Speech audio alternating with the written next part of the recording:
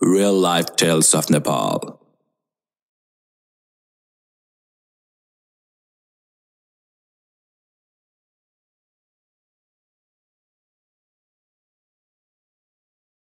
नमस्ते सबैजनालाई स्वागत छ। आज हामीसँग आइसक्नु भएको छ दाङ सोसाइटी क्लबका अध्यक्ष एवं कोरेप महानगरपालिका वडा नम्बर 15 का वडा सदस्य लेखनाथ बुदाटुकीज्यू उत्तम दाइ कार्यक्रममा स्वागत छ।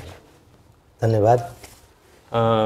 दाङ सोसाइटी क्लब को स्थापना र यस विषयमा छोटो जानकारी र दाङ सोसाइटी क्लब भनेको के हो र कहिले स्थापना भयो र आफ्नो बारेमा पनि छोटो परिचय दिनु न दाइ।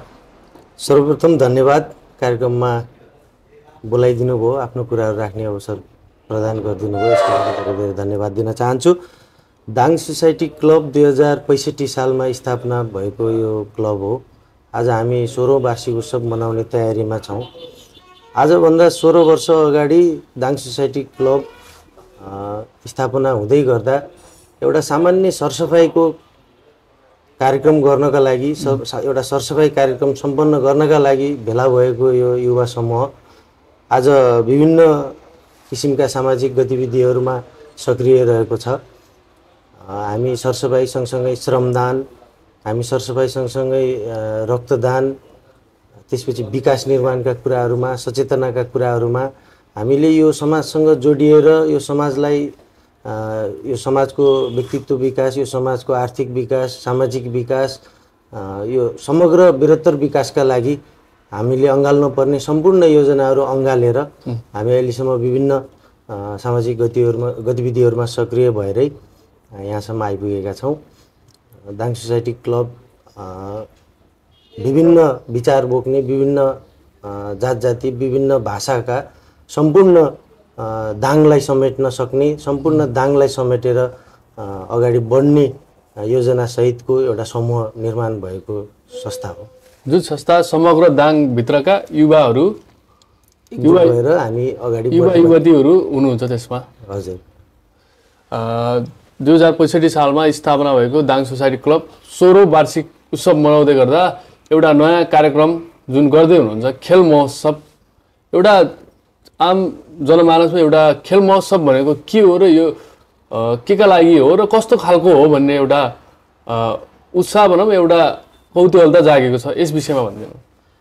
हामीले विभिन्न चरणहरूमा हाम्रा वार्षिक उत्सवहरू मनाउने क्रममा हामीले अघि नै मैले भनिहालेँ, हाम्रा सामाजिक गतिविधिहरू हामीले कुनै वार्षिक उत्सवमा हामीले रक्तदान गर्ने, कुनै वार्षिक उत्सवमा हामीले श्रमदान गर्ने, कुनै वार्षिक उत्सवमा हामीले सरसफाइ गर्ने, कुनै वार्षिक उत्सवमा हामीले खेलकुदका गतिविधिहरू गर्ने, कुनै वार्षिक उत्सवहरूमा हामीले चाहिँ विकास निर्माणमा श्रमदानै गरेर भए पनि मनाउने, यो किसिमले हामीले अलग अलग प्रकृतिको कामहरू गर्दै वार्षिक उत्सवहरू मनाइरहेका थियौँ। यो 16औं वार्षिक उत्सव मनाउँदै गर्दाखेरि हामी संस्थाका सबै साथीहरूको बिचमा एउटा सल्लाह, यसलाई खेलकुदलाई कसरी अगाडि बढाउन सकिन्छ, दाङलाई कसरी खेलकुदमय बनाउन सकिन्छ भन्ने विषयमा अहिलेसम्म दाङ जिल्लामा खेलकुदलाई विशेष प्राथमिकतामा राखेर खेलकुदको विकासका लागि यो सामुदायिक स्तरबाट चाहिँ त्यस्तो खालको कुनै पनि आयोजना नभएको हुँदा हामीले चाहिँ दाङमा पहिलो पटक यो खेलकुद महोत्सवको आयोजना गर्ने वातावरणलाई बनाउन त हामी यसलाई प्रयास गरौँ। यसको कस्तो छ, रेस्पोन्स आउँछ कि आउँदैन भन्ने हिसाबले हामीले चाहिँ 16औं वार्षिक उत्सवको अवसरमा वृहत खेलकुद तथा सांस्कृतिक प्रतियोगिताहरू आयोजना गर्ने र यसलाई उत्सवको रूपमा, मेलाको रूपमा चाहिँ सम्पूर्ण दाङवासीहरूलाई देखाउने भन्ने हाम्रो योजना अनुसार हामीले चाहिँ 47वटा प्रतियोगिताहरू आयोजना गरेर वृहत खेलकुद तथा सांस्कृतिक मेलाको तयारी गरिरहेका छौँ। त्यसमा सांस्कृतिक पनि भयो, खेल पनि भयो, दुईटालाई जोडेर एकमुष्ट रूपमा अगाडि बढ्नु भयो। यस्तो छ, अब खेलाडीहरूलाई हाम्रो कल्चरसँग पनि जोड्नुपर्छ, हाम्रो संस्कृतिसँग पनि जोड्नुपर्छ। हाम्रो संस्कृतिको विविधताले धनी देश हो हाम्रो दाङ। जन विशेष गरी यहाँ विभिन्न समुदायहरूको बसोबास हुने भए हुनाले हाम्रो आफ्नै भाषा छ, आफ्नो भूषा छ, आफ्नो परम्पराहरू छ, आफ्नो संस्कृतिहरू छ। त्यो संस्कृतिसँग पनि खेलाडीलाई जोडेर हामीले खेल र संस्कृतिको सँगसँगै विकास गर्न सकिन्छ कि भन्ने एउटा अवधारणा बोकेर चाहिँ हामी यो अभियानमा छौँ।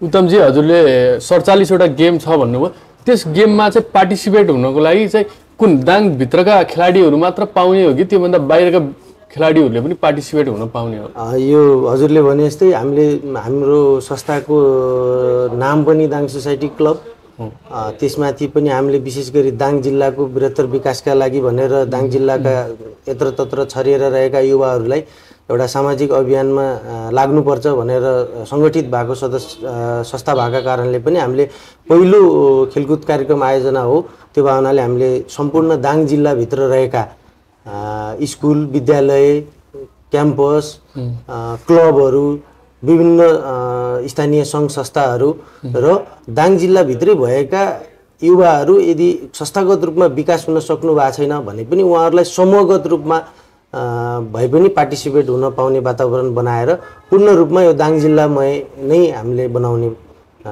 विचार गरेका छौँ।